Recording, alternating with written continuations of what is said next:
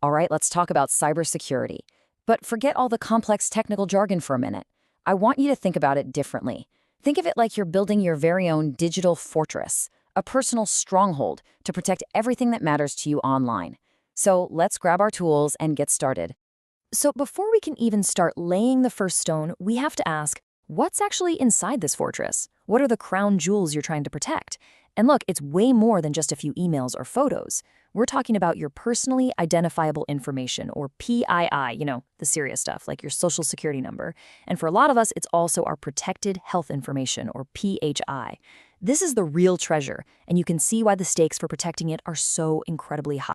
So that's our goal here. This is the blueprint. We're going to walk through how to build this fortress from the ground up, the foundational pillars, how to properly guard the gates, and even the secret codes you need to keep your information safe. Every great fortress, real or digital, has to start with an absolutely solid foundation. For us, that foundation is built on 3 core pillars of security. This is the bedrock. Everything else we do is going to rest on this. And here they are. In the security world, this is known as the CIA triad. And no, it has nothing to do with spies and trench coats, I promise. It stands for confidentiality, integrity, and availability. These 3 ideas are basically the constitution for information security. So let's break down what each one actually means for our fortress. First up is confidentiality. The easiest way to think about this, these are the high, thick stone walls of your fortress. It's all about making sure your private data stays private. The whole point is to stop anyone from snooping or getting unauthorized access. Basically, only the people you want to see inside get to see inside. Next, we've got integrity. Now, this is a little different. It's not just about keeping people out. It's about being able to trust the information that's inside. Integrity is your guarantee that the messages and the data within your fortress haven't been secretly changed by some spy along the way. It means your information is exactly as you left it, true and untampered with. And the third and final pillar is availability. I mean, think about it. A fortress is pretty useless if you, the owner, are locked out, right? Availability simply means that your systems are up and running, and you can get to your data whenever you need it. It's making sure the gates are always open for you, but slammed shut for everybody else. Okay, our foundation is set. The 3 pillars are strong. Now we need to think about the main entrance. We have to control who comes in and who goes. This brings us right to the gates of our fortress, which in the digital world is all about access control. This part is absolutely crucial for keeping intruders out. So letting someone in is kind of like a 3-step dance. First, there's identification. This is when a visitor walks up to the gate and says who they are. That's you typing in your username. Second, there's authentication. This is where they have to prove it, maybe by showing a secret key. That's your password or your fingerprint. And finally, authorization. Once they're inside, they don't just get to run wild. They're only given access to specific areas they're allowed to be in. So how do you actually prove you are who you say you are? Well, authentication really just boils down to these 3 things. It's either something you know, like a password or a PIN, something you have, like your phone or one of those little security key fobs, or something you are, and that's biometrics, like your fingerprint or your face. As you can probably guess, the strongest fortresses always combine these. And that brings us to a really common point of confusion. True multi-factor authentication, what we call MFA, requires you to combine at least 2 different types of factors. So look at the left, a password, something you know, plus a fingerprint, something you are. That's real MFA. But on the right, a password and a PIN? Well, that's just 2 of the same type. They're both something you know. It's better than one, but it's not true multi-factor, and it's way less secure.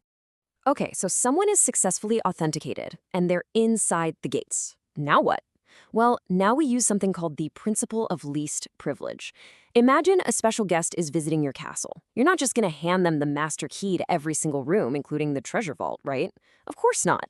You'd give them the key to the guest room and maybe the dining hall, and that's it. It's the exact same idea in the digital world. You only grant the absolute minimum permissions needed for a user to do their job. That way, if an account ever gets compromised, the damage is contained. So let's talk about that first line of defense for a second, the password. A simple rule of thumb. Industry standards usually say a minimum of 8 characters. But honestly, the real secret is that longer is always better. Seriously, you're much better off using a phrase pass, like a short, memorable sentence, than some complex but short password.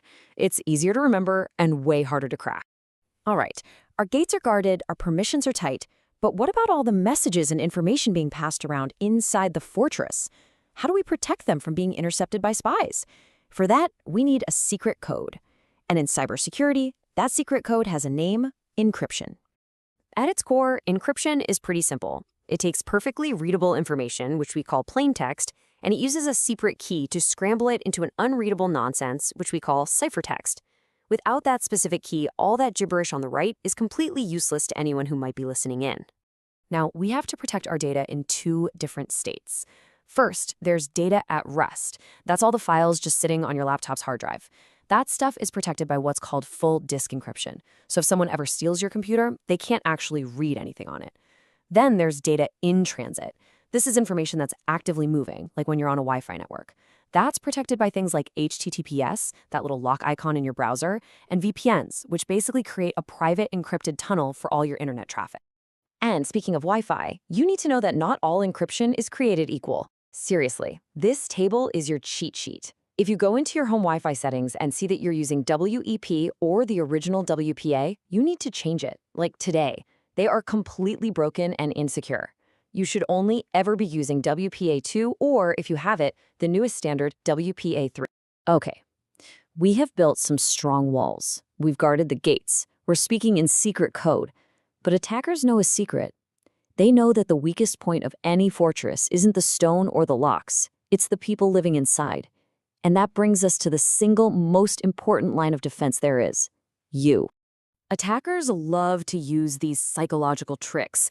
We call it social engineering, to basically manipulate you into just opening the gates for them. They'll pretend to be your boss or someone from IT. They'll use threats or create this false sense of urgency, like a limited time offer that's about to expire. They'll do anything to get you to act without thinking. Just recognizing these tactics is half the battle. So, when you're up against all these clever manipulation tactics, all designed to prey on basic human nature, what is the single most effective way to defend our fortress from being tricked from the inside out? Here it is. It's this simple. The most powerful weapon in your entire arsenal is knowledge. User education. Just being aware that these threats exist and being trained to spot these manipulative tactics is, hands down, the #1 defense. It's what turns a potential target into a vigilant gatekeeper. Because really, building strong security all comes down to building good habits. Here are 4 huge ones you can start today. 1. Always change the default passwords on any new device you get. 2. Only download software from official, trusted sources, like the App Store. 3. Keep everything updated. Those updates often contain critical security patches. And 4. Use a password manager. That way, you'll never be tempted to reuse a password ever again. And at the end of the day, it all comes down to this one simple truth.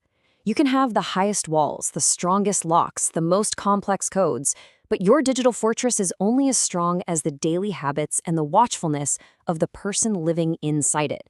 And that person is you. So I'll leave you with this question to think about.